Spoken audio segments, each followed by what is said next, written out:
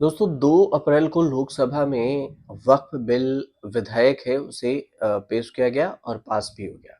288 vote support में, 232 विरोध में। लेकिन अब सवाल ये उठा कि आखिर वक्फ के प्रबंधन, मैनेजमेंट और ट्रांसपेरेंसी, पारदर्शिता को बनाने के लिए कई महत्वपूर्ण बदलाव किए गए हैं।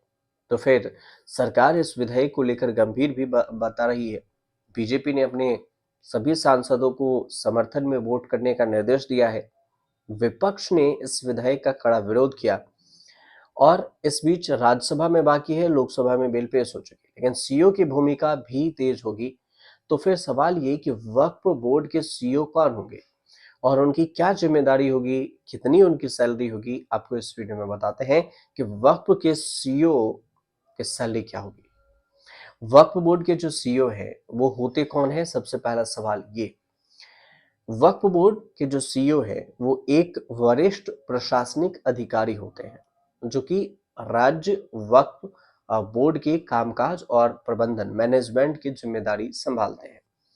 वक्फ अधिनियम 1995 के अनुसार राज्य सरकार वक्फ बोर्ड के सीईओ की नियुक्ति करती है और इस पद पर आमतौर पर आईएएस, आईआरएस और पीसीएस या वरिष्ठ प्रशासनिक अधिकारी को नियुक्त किया जाता है, जिनके पास अनुभव भी हो काम करने की।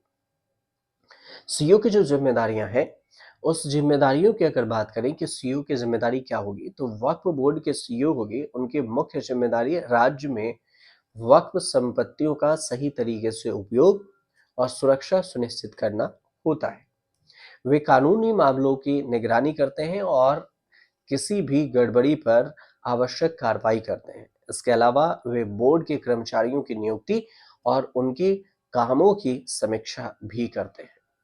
इसके अलावा अगर देखा जाए तो सीईओ की जो अन्य जिम्मेदारियां हैं वो कुछ आपको लिस्ट पॉइंट वाइज बताते हैं कि वो क्या क्या करेंगे। सबसे पहली बात कि वो क्या क्या होगी आपको पॉइंट वाइज बताते हैं। सबसे पहले कि वक्फ की आय, खर्च और संपत्तियों का प्रबंधन, मैनेजमेंट। दूसरी बात कि राज्य और केंद्र सरकार के बीच में समन्वय स्थापित करना, दोनों के बीच तालमेल बनाए रखना। और तीसरी बात कि वक्फ संपत्तियों के विकास से जुड़ी सरकारी योजनाओं को लागू करना, ये भी वक्फ के सीईओ का ही काम होगा। वक्फ से जुड़े कानूनी मसलों का जो प्रबंधन है, आवश्यक निर्णय है, ये भी सीईओ लेगा कि इसे कैसे मैनेजमेंट किया जाए, कौन से निर्णय लेना चाहिए। अब सीईओ की कितनी सैलरी मिलती है वो समझिए कि इसकी सैलरी कितनी होगी। एक रिपोर्ट है, इस रिपोर्ट में ये बताया गया कि वक्फ बोर्ड के सीईओ पद पर आमतौर पर आईएएस या पीसीएस अधिकारियों की को अतिरिक्त जिम्मेदारी के रूप में नियुक्त किया जाता है और इसीलिए उन्हें इस पद के लिए अलग से सैलरी दी जाती है।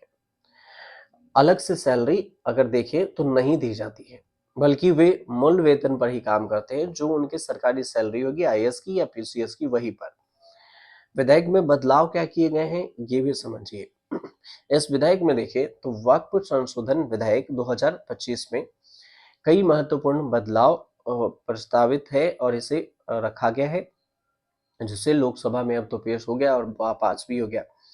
तो है कि गैर मुस्लिम सदस्य होंगे। राज्य वक्फ बोर्ड और केंद्रीय वक्फ परिषद के अब दो अलग गैर मुस्लिम समुदाय भी शामिल होंगे। दूसरी बात कि महिला प्रतिनिधित्व भी होगी। बोर्ड में अब 2 मुस्लिम महिलाओं की नियुक्ति अनिवार्य होगी।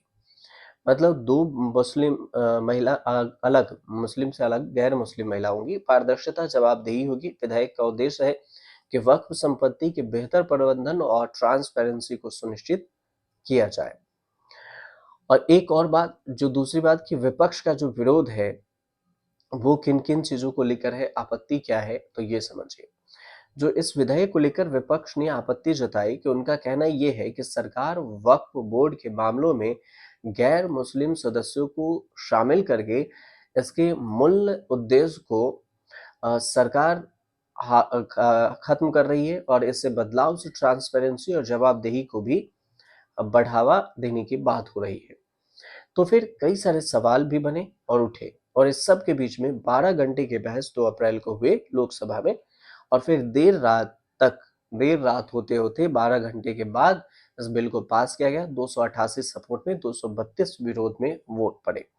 राज्यसभा की बारी है। राज्यसभा और उसके बाद राष्ट्रपति की मंजूरी मिलते ही वक्फ वाला जो बिल है, ये अमेंडमेंट संशोधन बिल, ये कानून में बन जाएगा। आपको वीडियो सही लगे तो हमारे चैनल से जुड़िए, सब्सक्राइब कीजिए, शेयर कीजिए और कमेंट कीजिए।